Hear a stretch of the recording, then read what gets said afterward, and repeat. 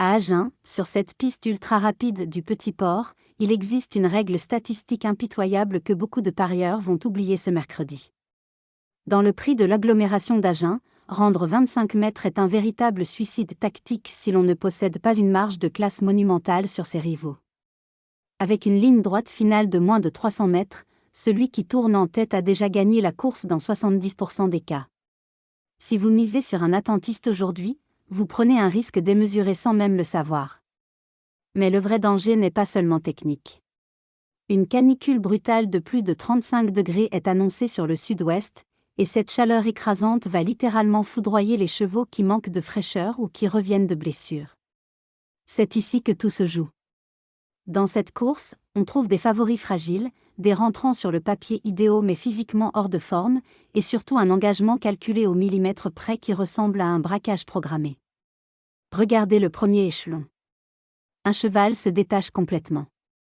Il est idéalement placé à la limite du recul de distance, ce qui signifie qu'il profite de sa pleine mesure sans rendre un seul mètre de pénalité. C'est le coup visé par excellence.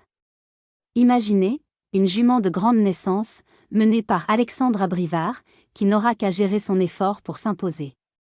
C'est Kirella, le numéro 10. Elle représente la base structurelle de cette épreuve. Elle a la classe, l'engagement et le pilote pour cadenasser la course dès le premier virage. Mais attention, derrière elle, le piège se referme. Tout le monde va se ruer sur les chevaux du second poteau, comme Kiki ou Kerlas Dev. Pourtant, la géométrie d'Agen favorise les chevaux capables de prendre les commandes rapidement. C'est là que Keeping Gill, le numéro 9, entre en scène. Il adore être près de la tête et son entourage a préparé ce parcours avec une précision chirurgicale. S'il s'élance proprement, il peut totalement verrouiller le podium avant même l'entrée de la dernière ligne droite. Et c'est ici que l'analyse devient vraiment intéressante. Il y a un concurrent totalement ignoré par la masse, Kir de Cassis, le numéro 3. Après une rentrée sur l'herbe pour se remettre en jambes, il est cette fois déféré des 4 pieds. C'est le signe qu'il est prêt à attaquer sérieusement.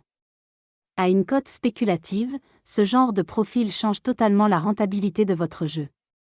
À l'opposé, fuyez Clan d'Oliver ou Colorado. Même s'ils ont des noms connus, leur forme actuelle est une illusion totale. À Agen, sous 35 degrés, le manque de compétition ne pardonne pas. Le scénario se clarifie. Pour gagner, il faut être devant, être frais, et surtout ne pas subir le trafic du peloton. En combinant la classe du premier échelon avec la solidité des meilleurs du second poteau, la structure de la course devient évidente.